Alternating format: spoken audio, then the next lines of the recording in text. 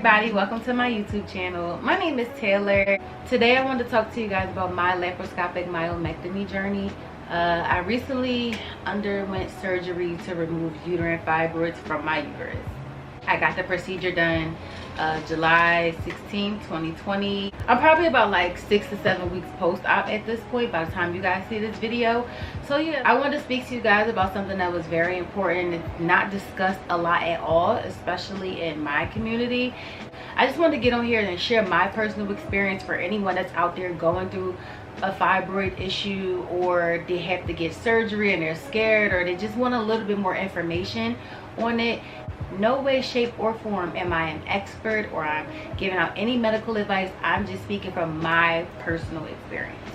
So without further ado, let's get into this video. For the people who do not know what fibroids are, never heard of them, uterine fibroids are benign tumors that either sit in your uterus or on your uterus or somewhere close to your uterus. Unfortunately, they are very common in Black women. Statistics say that Black women are a lot more likely to get fibroids than any other race of women. It's a very interesting subject because it's not spoken about a lot. Like when I was doing my research on fibroids, I barely came across a lot of information about it. To give you guys a backstory, I got diagnosed with uterine fibroids back in February of 2019.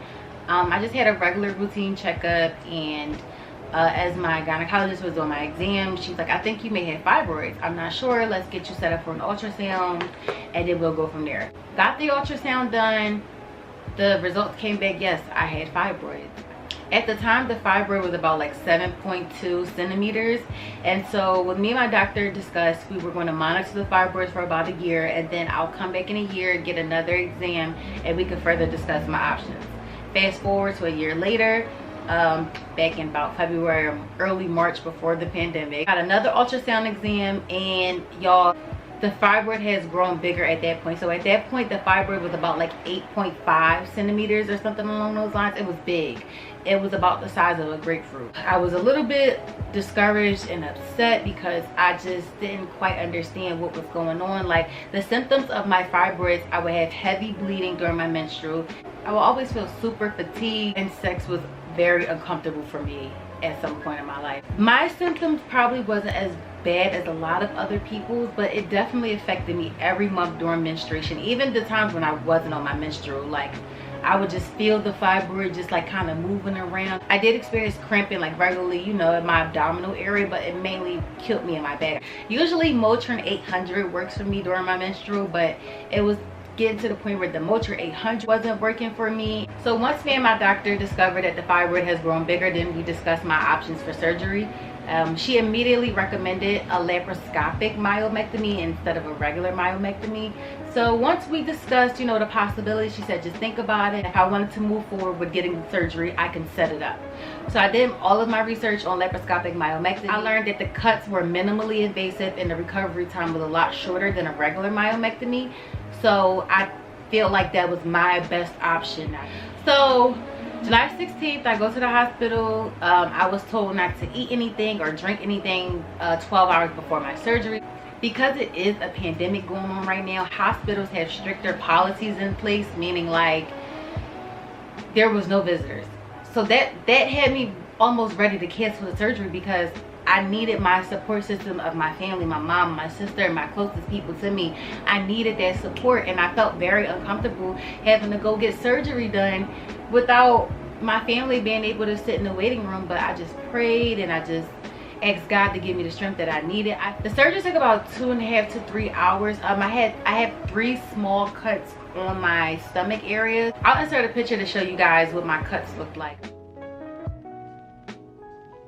I woke up in the recovery room. I wasn't in a lot of pain when I woke up. I just was really like stiff and tired, and I probably was still high off the medication. But I will say I felt a lot of pain when I went to the restroom. It like when I peed for the first time, y'all, it was so uncomfortable. It like burnt a little bit, and I was confused. I'm like, why the hell does it hurt to pee? I didn't expect that. But later on, I ended up finding out that they put a catheter in my, you know, my lady part area. Walking for the first time to use the restroom was also kind of a challenge. I had to hold on to the the little pole thing that your IV is hooked up to. Anyway, I ended up going home Friday. Now let's talk about the actual recovery process, because the actual surgery is not as bad in my personal opinion. You know, you're out, you're under. I didn't feel anything. I did have a lot of anxiety before my surgery, and I informed the anesthesiologist about my anxiety, and they took care of that. So I just remember me going to sleep on the operating table and just waking up in the recovery room. I was able to go home the very next day. I got discharged from the hospital pretty early. My doctor said, you know, you should be fine to go home. Just take it easy and make sure you got help around you. I wasn't in dire pain. Like on a scale of 1 to 10, honestly, the pain was probably about like a 7. But it was mainly stiffness. Like I felt very stiff in my body. One thing though, you guys, that I'm not sure if you know, if you don't know, I'm here to tell you. If you do happen to have to get a laparoscopic myomectomy, I need you guys to know that you might experience some gas pains. And the gas pain was a bitch. That was the worst part for me, you guys, honestly. Not even really me being cut open and, you know, actually being operated on. It was the gas pain. And the reason why the gas pain was such an issue was because the way they go into your stomach, they have to put gas in your stomach to blow you up a little bit more so the doctors can see what they're doing and stuff like that. You experience the gas pain because all of the gas isn't out of your body by the time they close you up and you go on with your business. Like I said, you guys, this video is going to be really detailed, so just, you know, just bear with me. But it was very hard for me to move my bowels. I didn't have a bowel movement till about almost 2 days after my surgery. First bowel movement, I felt so relieved because, like I said, the gas pain, it was just eating me up so bad. So moving on to the recovery part. For my recovery, I was prescribed medication. They prescribed me with Motrin 600s, stool softeners, 5 milligrams of oxycodone. Now you guys, I don't fuck with oxy. I am not a fan of narcotics. I was not interested in taking a narcotic. The stool softeners did not do anything for me, to be quite honest. Like, I was taking those stool softeners and they just wasn't working. And I remember I seen a woman here on YouTube. She talked about stuff that she bought on her own that helped her out. So before my surgery, I went out to Walmart and got the things that I needed. And she mentioned something about papaya enzyme. I just grabbed some just to keep them on standby. I bought the chewable tablets. And honestly, I can say that these worked for me. Like if I would chew these and then maybe take a stool softener, it would help me feel less gassy. So it just didn't really help me move my bowels, but it helped release a lot of the gas that was in my body. Other things that helped me out during my recovery process a lot was I got a cough pillow. This is just a regular decorated pillow that I had that came in one of my bed sets, but it hurts like hell to laugh and to cough during your first couple days. Anytime I coughed or I laughed, I just would have the pillow pressed up against me, and it kind of aids the pressure that's coming from your stomach. You know what I'm trying to say? Like it just keeps it tight so you don't really overly extend the muscles in your stomach. A heating pad was super duper essential for my recovery process. Let me show y'all the heating pad that I used. One moment, please. The heating pad I got from Amazon. I put it over my shoulders like this, and then, you know, it's all up your back and on your shoulders.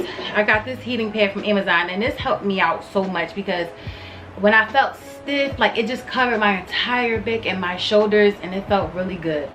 So moving on, you guys will definitely need maxi pads. I'm not sure if you're aware, but you will be bleeding a few days after your surgery. I bled for about 8 days. Another thing that helped me too, along with the stool softeners and the digestive enzyme, that good old Miralax definitely helped me out a lot. I put this in like all of my beverages. I put this in my water. My advice would be do everything you need to do before your surgery. If you want to go pick up some things from the grocery store, if you need to go get some Miralax from the store, or any little store runs you need to do, I recommend doing it before your surgery. And I also recommend getting your medications before you go home from the hospital, because once you're home, you just want to focus on recovering and healing and getting better. You don't want to have to be running around trying to get this done, trying to get that done. Last but not least, you are going to need a great support system. I cannot stress that enough, you guys. I don't think I would have healed as fast and as gracefully as I did if I did not have the support that I had from my family and my closest friends Support from loved ones go a long way during your healing process. It sure did for me. I needed help washing up my first couple days. Like, my best friend came over and washed my back. Like, that's what I'm saying. You guys are really going to need support throughout this time. So if you have children, maybe you can ask somebody to come over and help look after your kids for a little while. Or if you have older kids, put them kids to work or something like that. Or if you don't have any children at all and you live by yourself, just make sure it's somebody in your life that can come and help you out, because you're going to need help, especially for the first week. I started feeling better, you guys, probably by like day 8.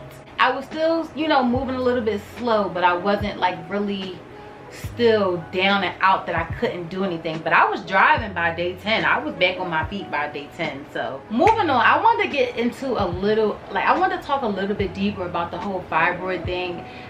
I read this statistic, you guys, that 80% of black women develop fibroids by the time they are 55, compared to 70% of white women of the same age. It's so unfortunate because fibroids is really common in our communities, and it is linked to heritage, meaning, like, you know, your family history is linked to health complications and things of that nature. I wish I had the answers. I do. I really wish I had the answers, and shit, I wish I had the cure for this, so that, you know, nobody wouldn't have to go through this. From my assumption, I think it comes from our diet. I think the things that we eat and the things that we put in our body, the toxins and the fast food and you know, just bad stuff that we eat. I think it's just so many different reasons as to why, but the research is limited. I wish I could have taken this approach, but I didn't. If you can, I would suggest doing as much research as you can about a holistic approach. I probably would have really tried to shrink this fibroid on my own to avoid getting surgery. So if you have fibroids and they're pretty small and you still can catch them kind of early, I would say do your research and try to shrink them as much as you can, or just change your diet, or just change certain ways in your daily routine that could possibly help you shrink the fibroids to get rid of them. Also, when you're in your research process, rely on your own information. Don't just only trust the doctor's word. And, you know, it's still your body. You want to know everything that's going on with your body. You find out you get diagnosed with something, go on the internet and just find out what you can about the diagnosis. I'm not saying you got to become a WebMD doctor or anything like that, but just be aware and informed about what's going on with your body. And if you are going through this, I want you to know it's okay. If I'm okay, you will be okay. You just have to have a positive mindset about this situation, no matter how nerve-wracking it can be. I know it's a scary time, you guys. I was very scared because I had to do this by myself. I couldn't have a family member in the lobby waiting for me at the hospital because I got surgery during COVID-19. Okay, you guys, that's it for this video. I hope this was informative. I just want to come on here and share my personal experience of having uterine fibroids and how they kind of took a toll on my life at some point. If you enjoyed this video, please do not forget to like, comment, and subscribe, and I will see you guys on my next video.